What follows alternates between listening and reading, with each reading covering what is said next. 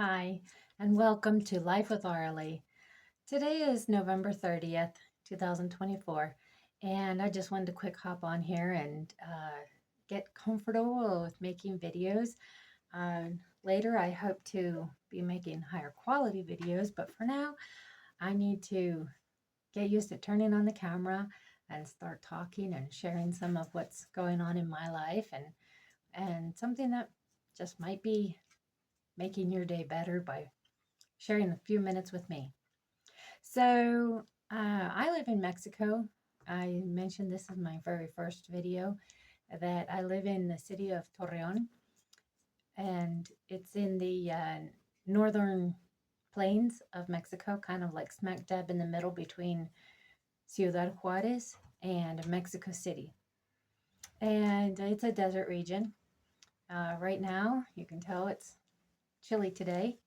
It wasn't a couple days ago. It was actually kind of hot. And that's kind of just what the climate is here. We do have winter. In some ways, we feel it more because the houses are made out of concrete. Um, this section of my house was an add-on, and it's made out of block. But the original part of the house was poured concrete. In other words, they put up some frames and they have rebar in them, and then they have a big machine that comes and just pours concrete down into the molds, and it has rock, it has rebar. So all those videos about how you can create storage in your house don't work here, because trying to drill into poured concrete is not that easy. You have to use a hammer drill and you need a good bit. Otherwise, it's not happening. Uh, so we do use some nails for concrete, but if it hits a stone, that thing's going to go flying out.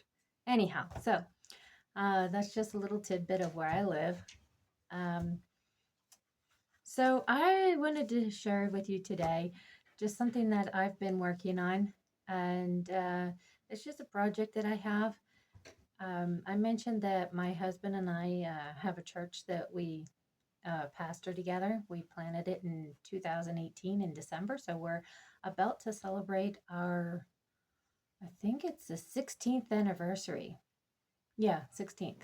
And so I had the idea that I would like to make some gifts for the people in the church. Now, it does help that there's not that many people.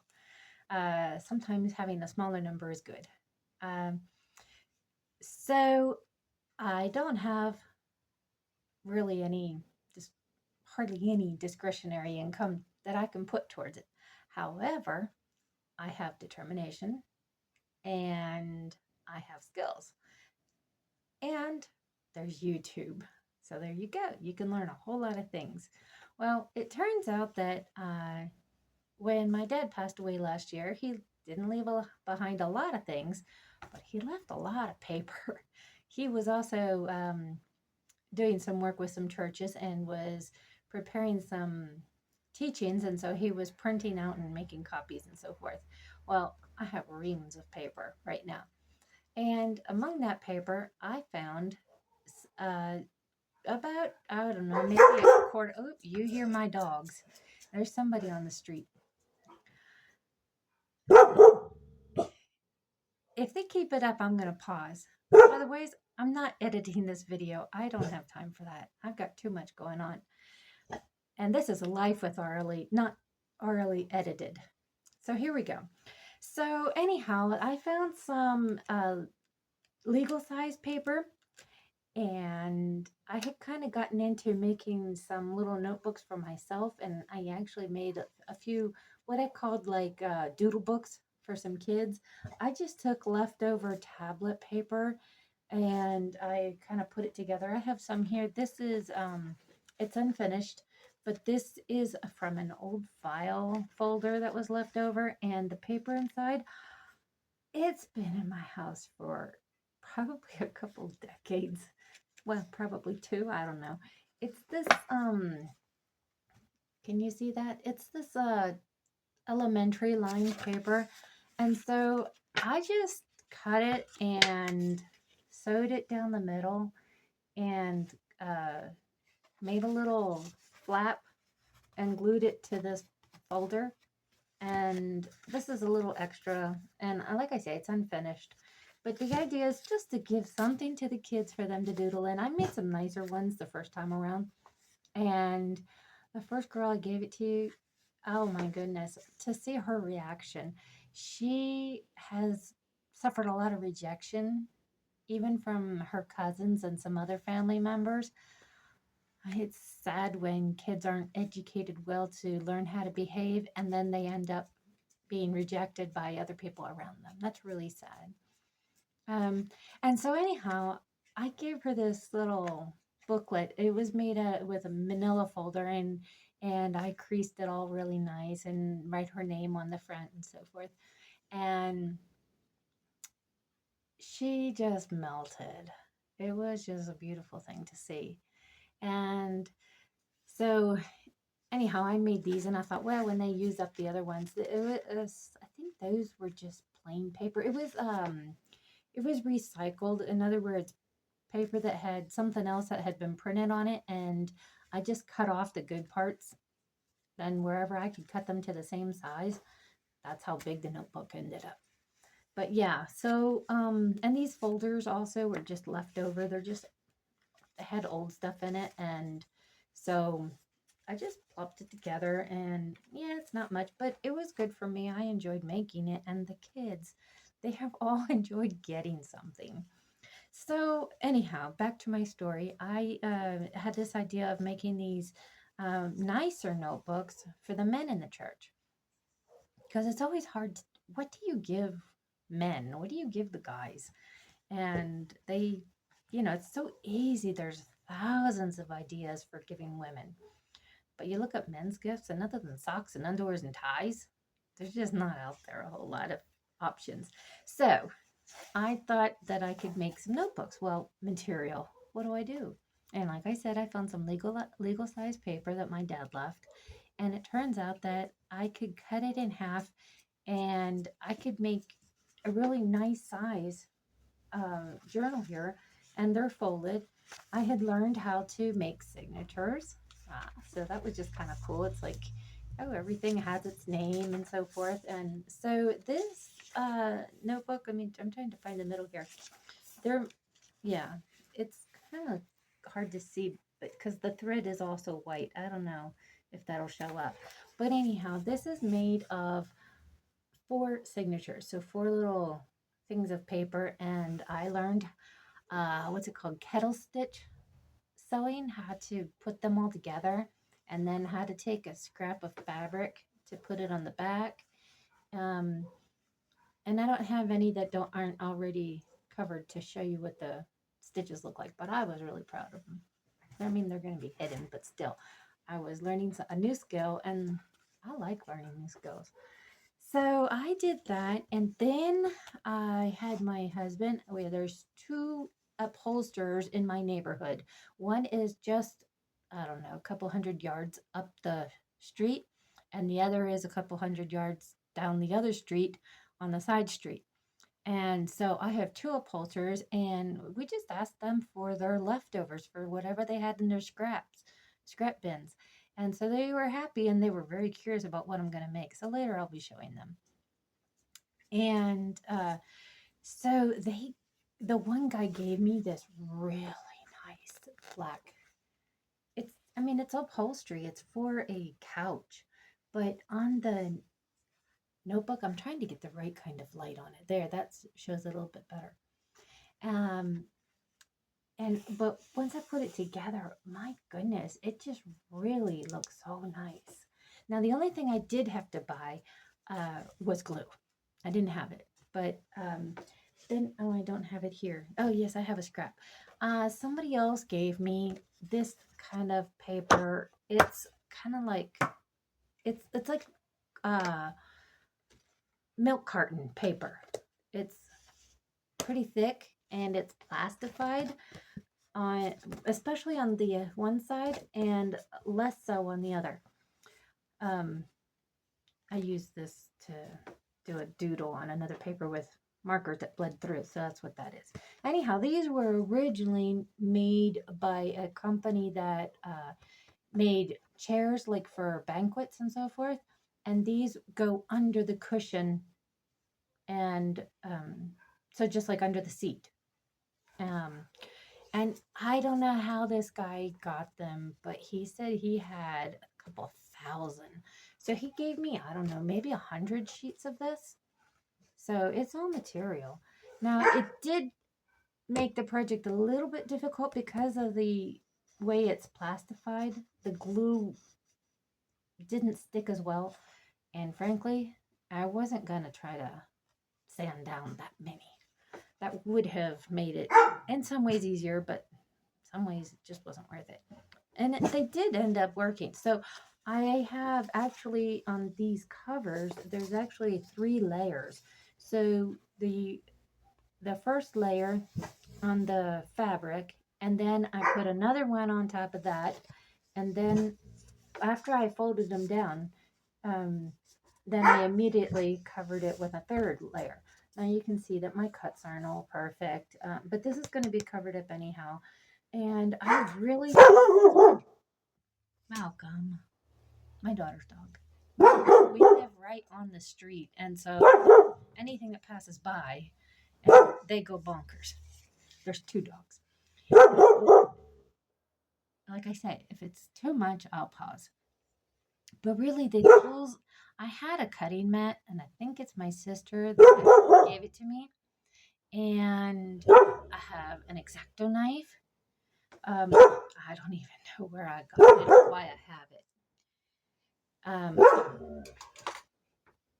Yeah, it's getting to be a bit much, isn't it? Sorry. But this is life, right? In real life, dogs bark. Okay. And I needed some cold silicone glue for a different project. And I asked one of the ladies in the church if she would pick me up a bottle because our car's not working and it's hard to get around. And she had a bottle that was, I have it upside down to make it easier to use, but she had a bottle that I haven't used much of it, was like about half full. And she just gave it to me. So there I had that. And that was really useful for getting these corners to go down. My first ones that I did, I had a lot of trouble with. Looking for an example here. Um, yeah. So the first ones, that tip of the corner, it didn't get tucked in nice. Um, but then I learned how to do it by leaving just a little bit more fabric on the corner. So like when you lay it down and there's that edge that's going to be folded and you usually cut it here, instead of cutting it too close, I just left it a little bit bigger. But the glue, like I say, with the paper, and this is upholstery fabric, so it's also treated. And it just wasn't taking the glue very well. And so anyhow, I found that one little drop of the cold silicone, I could hold it down for, the magic number seemed to be 40 seconds. Um, anyhow, and then that would hold it, and then I could fold in the edges. And I also learned that I could save a whole lot of glue because I was going through this thing. This is a 250 grams of glue, and I was going through it like crazy. But I learned that I can make the flour paste, where you boil water and add flour to it, boil it a bit till it thickens. Um, and as a possible, I didn't research it, but as a possible deterrent to any bugs in the future, I tossed in 2 bay leaves. I tell you, the thing, the glue actually smells good. It smells sort of minty. Anyhow, uh, so I found that I could use the flour paste to put the first layer, and then in the center, I could use, of each one of these layers, I could use the flour paste, and then only around the edges, I used the glue. But also, before I glued down the edges, I put a layer of the paste on it, and it made it so that the fabric didn't absorb all the glue. And so then when I actually did use it to fold it down, I had to wait forever for it to dry, of course. But then it really stuck well. So I'm happy and pleased. And then also the ribbon, I had it from when I bought it a couple years ago at the local, it's kind of like a flea market that comes by. Um, and I just happened to already have this ribbon. I hadn't used it, but to be able to complete my project, I couldn't afford to leave the edges that get folded down very long. And so here again, I just used 3 dots of the cold silicone and it stayed down super nice. I was able to put like a plastic bag on the, let me see, here I have a sheet. And I just, I had one of these little plastic things from a purchase and I just put it here and then put the dots of glue on and then use this to fold it over and hold it in place for a few seconds. And that way I didn't get glue all over my fingers, which I had been until I realized that, hey, there's a way to prevent this. So anyhow, that all worked out really well so far. And so now we're in the final stages where I have the signatures all sewn together. Like I say, I had the binding cloth attached and my covers are all prepared. And so now I just have to put glue on the side pieces, but not on the actual spine. And that is going to be so that I can lay these in here. Boy, you'd think that one of my daughters had come home. The way the dog is whining. Oh, somebody did come home. Okay, well, I'm going to probably pause. Yeah, estoy grabando. My husband came in. And so, anyhow, well, I'll just continue and finish this up. So, I just have to lay these in and glue it down. And then after that's dry, then I'll put in my front pieces, that a different paper here. And these I got from a book that was bought at a museum of the images of the current display. And this first one is actually the outside of, it's the exterior of the museum. And so it's kind of thick because I didn't have the right kind of paper to do it. So once this green part is actually glued down on this side, then this gets put down and glued to the front and to that, and only just 1/4 of an inch of the first page. And so that's how that goes. And so there's, it's gonna be 9 journals or notebooks for the Minute Church, and the only thing that I actually bought was glue. And that's life with Auralie. I had fun doing it, and um, I live with fibromyalgia, and so I constantly have issues, something going on, a lot of pain and good changes. Sometimes it's one thing, sometimes it's another, sometimes it's a headache, sometimes it's well, more like migraines. But anyhow, it's all the time. So for me, I have found that focusing on doing things that bring me joy, that give me satisfaction, and there's so much research out there on how when you do something for other people, it really helps to mitigate pain. And I found that personally true.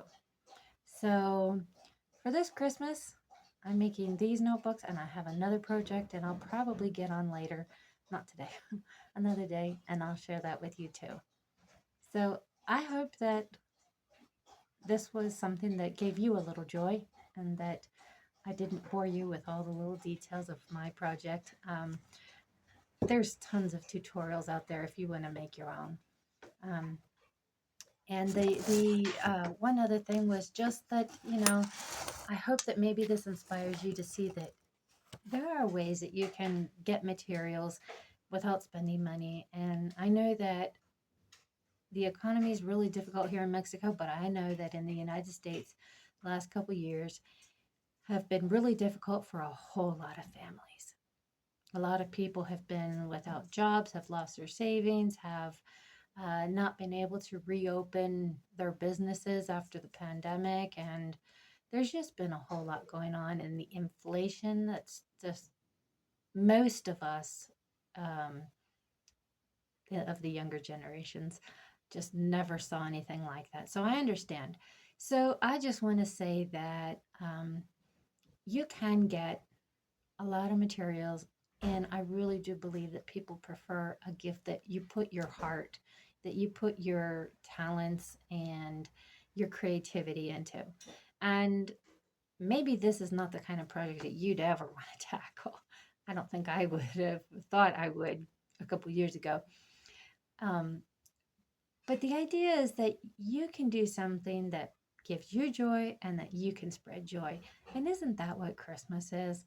When we say joy to the world, it's the joy that we have a Savior that came, and He came to live among us as the living representation of God in human flesh. And He came to show us the love of the Lord, the love of God. And He brings us that joy. And so anything that we do, that we share that in that joy, that we participate, that we look for that joy, I think that's a good thing. And then when we share it with other people, that's got to be just the best.